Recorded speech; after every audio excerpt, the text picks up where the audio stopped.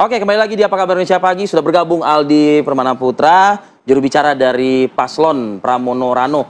Ini kita masih terus ya berupaya untuk menghubungi Ketua Tim Pemenangan Dharma Kun, ya, Bu Siti Fadila Supari. Semoga bisa ada perwakilan ya yang disampaikan oleh Bu Siti untuk melengkapi dialog kita pada pagi hari ini. Pantun dulu Aldi. Pantun ya? Kita udah nyiapin nih. Ya. Pokoknya cakep dah.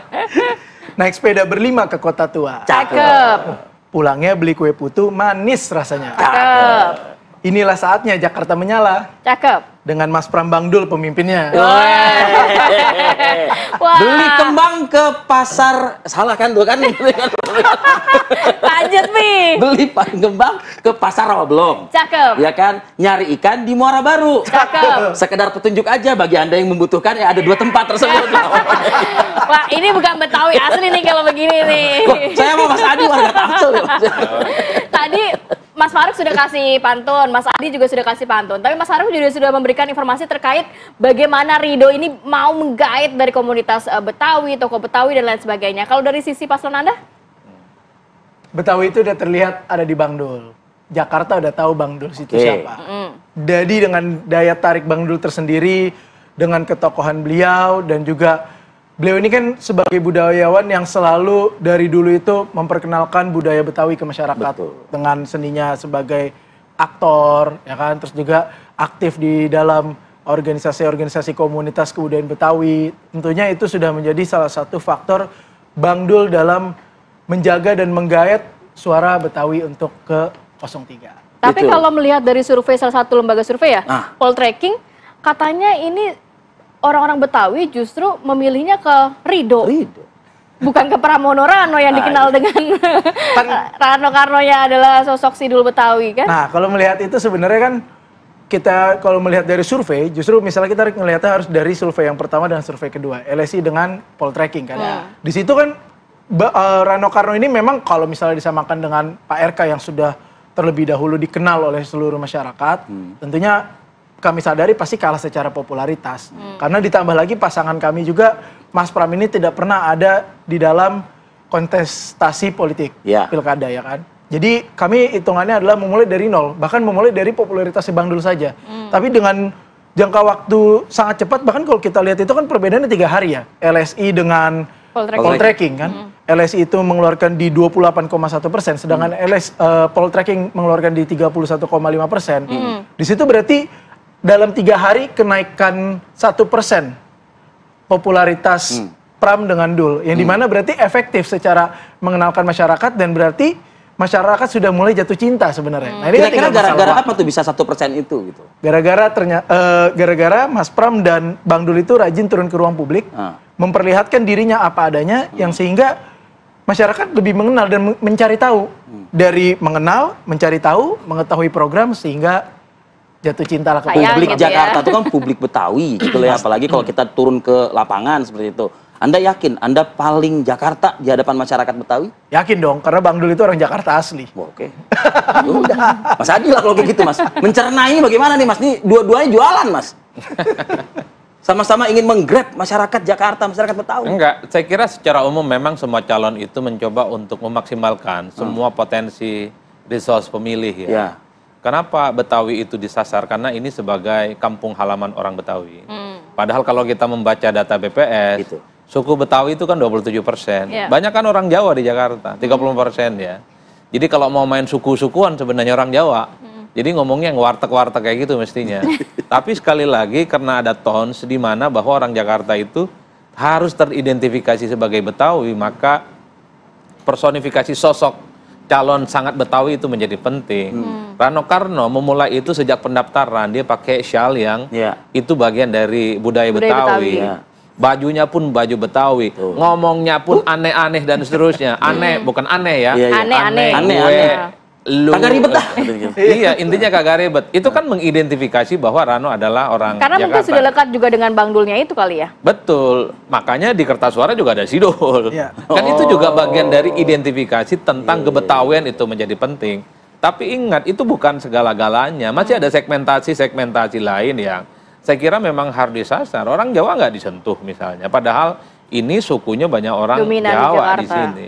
Oleh karena itu, ini yang saya sebut sebagai political resource yang saya kira dimaksimalkan oleh masing-masing calon, termasuk jubir. Kalau lihat rata-rata, jubirnya anak muda, Pak. Bukan kolonial-kolonial yang sering kita lihat waktu Pilpres. Karena memang hampir 60% di Jakarta pemilihnya hampir anak-anak muda. 17 sampai 40 tahun itu anak muda. Jadi wajar kalau kemudian yang speak up ke publik jubirnya adalah mereka yang kelihatannya ganteng, anak muda, nggak nyebelin, kira-kira begitu, Pak. Dan kalaupun toh mereka ini berbeda pendapat, menunjukkan suasana kebatinan yang akrab gitu. Kalau generasi-generasi di atas 40, beda dikit, ngegas, Pak. Dan itu adalah model komunikasi yang nggak disukai di Jakarta. Jadi ini yang saya kira bahwa dalam political marketing sebagai upaya untuk memaksimalkan sentimen pemilih di Jakarta. Gitu ya. Ya, jadi sekecil apapun sebenarnya akan dimaksimalkan. Dulu kan berlomba-lomba untuk mendatangi orang-orang yang dinilai penting, punya pengaruh, dan orang hebat di Jakarta. Mantan gubernur misalnya. Silih berganti didatangi dengan harapan mantan-mantan gubernur itu, para pemilihnya akan ke mereka. Tapi kan mereka juga mendatangi mantan-mantan gubernur Jakarta, Iya, kan? betul. Ini kan saya sebut bahwa sekecil apapun potensi untuk mendapatkan suara dilakukan. Rebutan datang ke mantan-mantan gubernur Jakarta. Tokoh Betawi, komunitas tokoh Betawi, kemudian bicara tentang bagaimana bikin sanggar setiap kecamatan misalnya ataupun RT RW, ngasih uang 200-300 juta untuk operasional RT RW. Gor nanti dimaksimalkan. Kan ingin, pada prinsipnya ingin memuliakan orang Betawi. Ya tentu harapannya ingin mendapatkan. Tapi cukup signifikan nggak nantinya bisa menggait suara? Ya, Atau karakter dari suku Betawi atau masyarakat pemilih Betawi berbeda sendiri atau gimana? Itu signifikan, Rati. Termasuk misalnya soal bagaimana mengidentifikasi paling Anies Baswedan atau mengidentifikasi paling Ahok. Karena dua orang ini basis loyalisnya itu cukup kuat. Bisa dibayangkan RK yang dinilai kubu yang selama ini menghalangi Anies tidak bisa bertampil, belakangan kan mengamplifikasi bagaimana RK dan kawan-kawannya itu adalah sosok yang tidak ada masalah apapun dengan Anies. Jadi pemilih-pemilih Anies itu harapannya ke RK juga. Pak Suswono juga begitu, Dharma Pangrekun juga begitu. Tapi kalau kita ranking satu persatu, apa argumen orang yang kemudian ingin memilih calon di Jakarta, satu kok kelihatan mereka face to face, berdiskusi secara langsung, bertanya tentang kesulitan apa yang dihadapi oleh Jakarta, ya, baik secara personal ataupun secara kebijakan. Yang paling penting adalah persoalan pekerjaan dan ekonomi, Pak. Itu persoalan Jakarta. Itu penting. Dan itu sangat rasional. Orang Jakarta itu udahlah, jangan banyak cakap, jangan banyak ngomong. Yang penting persoalan-persoalan prinsip Jakarta tawarin ke mereka konkret. Dan tidak cukup dengan janji-janji. Karena orang Jakarta ini sudah banyak kok orang yang berbusa-busa menyampaikan visi misi ingin memperbaiki Jakarta.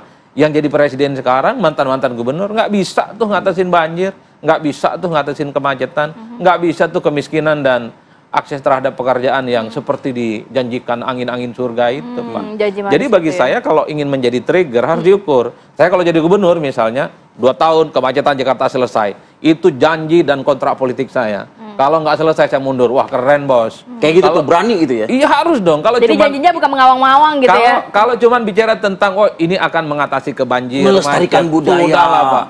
Itu sejak zaman jahiliyah semua calon yang bertanding di sini sudah bicara itu. Harus ada data-data yang terukur. Ini menarik nih.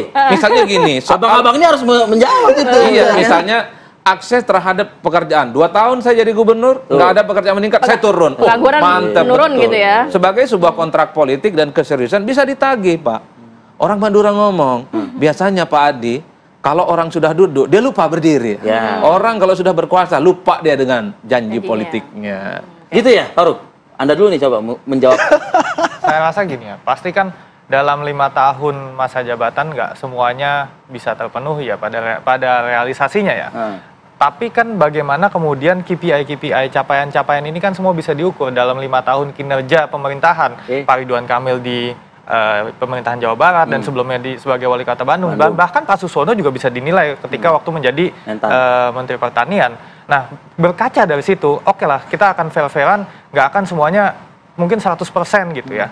Tapi berapa sih KPI-nya ini, capaian-capaian kinerjanya itu bisa diaktualisasikan kayak gitu. Istilah-istilah KPI itu kan maksudnya terlalu apa ya? Kalau tadi kan renyah banget dengernya Mas Adi ngomong gitu ya, pokoknya kalau nggak bisa menuntaskan pengangguran, memperluas lapangan kerja, ya mundur gitu loh. Kalau masyarakat ini, apalagi masyarakat Jakarta, mungkin butuhnya yang konkret-konkret seperti itu gitu loh, Farouk.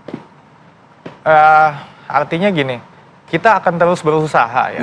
Bagaimana kemudian dengan rekam jejak yang sudah ada itu menjadi kacamata bahwasannya pemimpin yang akan memimpin ke depan ini sudah punya track record, sudah punya pengalaman, bukan orang baru yang tiba-tiba memimpin sebagai kepala daerah, calon kepala daerah, dan itu bisa dilihat, bisa disandingkan bagaimana kinerjanya sebelum-sebelumnya. Walaupun beberapa isu penting yang diangkat oleh Mas Adi tadi, banjir berpuluh-puluh tahun gitu ya, mungkin berapa ganti periode pun juga, ganti pemimpin pun juga belum terselesaikan, macet, belum lagi pekerjaan dan lain sebagainya. Ini bukan janji manis ya, apa bukti atau program konkret yang akan dilakukan melihat banjir ini udah jadi masalah berpuluh-puluh tahun di Jakarta sendiri? Ya, banjir ini kan ada yang di utara, ada yang di tengah, ada yang di selatan. Ya. Yang di utara itu banjirnya karena air lautnya naik, maka itu harus ada giant seawall untuk menanggulangi air masuk lewat utara. Di tengah, air tanahnya diambil, resapannya, sehingga tanahnya rembes dan banjir. Ya. Maka itu harus air itu bisa lewat pipa ya, bukan lagi ngambil dari air tanah. Dan di selatan, dan ini sudah dibantu oleh bendungan-bendungan yang sudah dibuat ya beberapa tahun belakangan, itu kan airnya dari daerah selatan ya, Bogor dan lainnya. Jadi artinya kombinasi dari ketiga hal ini harus kita lakukan dalam 5 tahun ke depan, dan inilah yang akan Ridho laksanakan insya Allah dalam 5 tahun. Artinya itu 3 hal tersebut akan dieksplorasi oleh pasangan ini begitu. Oke, kalau Aldi sendiri melihatnya bagaimana? Jangan asal ngomong kagak ribet dah gitu, jangan gitu aja gitu loh. Nggak beres-beres juga kalau cuma kagak ribet dah doang gitu. Tapi emang kalau ngelihat dari statement dan program-programnya Mas Pram dan Bang Dul itu emang nggak ribet. Rasional. Saya sepakat sama dengan Pak Adi ya. Ya memang kagak ribet, konkretnya gitu. Nah, saya sepakat dengan Pak Adi. Konkretnya Mas Pram pertama ya, dalam sebagai calon gubernur aja beliau sudah berani menuntaskan satu masalah yang belum selesai di eranya Pak Anies, yaitu Kampung Bayam. Beliau menandatangani fakta integritas dan berani berstatement bahwa tidak lebih dari 1 bulan kalau beres urusan ini. Iya, ini beres. Ketika kalau saya diberikan amanat sebagai gubernur DKJ. Itu adalah salah satu bukti konkret. Terus habis itu yang bukti konkret kedua adalah dalam permasalahan Jakarta. Saya sepakat juga dengan Mas Farouk bahwa banjir ini sebenarnya banjir di Jakarta ini bukan lagi permasalahan lokal, tapi permasalahan nasional. Sehingga program dari pemerintah pusat yang kan akan membangun giant seawall karena memang itu harus dibangun. Nah, makanya saya lihat juga Pak Ridwan Kamil, Mas Pram atau mungkin dari Darmakun juga memastikan bahwa giant seawall itu ada di dalam program. Karena itu adalah program pemerintah pusat untuk mengantisipasi Jakarta yang posisinya di bawah air, ya kan? Terus habis itu yang kedua, kita nggak usah terlalu membuat program mercusuar yang tidak konkret. Kita melihat bahwa banjir ini muluk-muluk gitu. Iya, tidak muluk-muluk lah. Bahwa banjir ini tuh kan namanya kejadian alam. Tapi kita tahu lah kapan sih mulai musim hujan. Ya kan, banjir ini ada 2, ada yang dari hujan. Emang sekarang ketahuan ya kapan musim hujan ya? Ya, bisa diprediksi dong kan juga disebabkan oleh manusia juga sebenarnya banjir gitu kan? Iya, bisa juga. 2022 2023 kan sepanjang tahun hujan loh. Makanya kan, tapi kan bisa diprediksi. Nah, cara kita bisa memprediksinya adalah ketika misalnya musim panasnya sudah diprediksi sampai kapan, kan BMKG bisa memberitahukan bahwa sudah mulai memasuki musim hujan. Nah, disitulah pasukan oranye ini yang seharus difungsikan kalau dari kami ya, dari Mas Pram Bang Dul, untuk melakukan pencegahan. Dan tamat SD pun itu dia, tamat SD pun juga bisa menjadi pasukan oranye. Nah, kita melihat sebenarnya udah banyak nih bagus sekali gubernur-gubernur terlebih dahulu untuk mengantisipasi banjir. Cuman yang pertamanya adalah maintenance dan eksekusinya itu yang kurang. Contoh kayak BKT, izin ya. Kayak BKT itu kita melihat sampai detik ini airnya nggak maksimal, nggak terisi dengan penuh kok. Padahal sudah begitu besar dan sangat baik tempatnya. Ada masalah. Berarti kan tadanya alirannya ini mampet. Berarti disitulah fungsinya. Berarti kalau Pram Rano nanti BKT penuh gitu airnya? Ya setidaknya itu bisa menghindari banjir di titik-titik banjir. Jadi airnya teraliri di BKT sehingga semua bisa terkontrol. Oke, itu baru satu permasalahan yang terjadi di DKJ ya. Nanti seperti apa kita tahan dulu sejenak. Pagi hari kasih makan ternak. Cakep. Kita istirahat dulu sejenak. Itu baru tadi.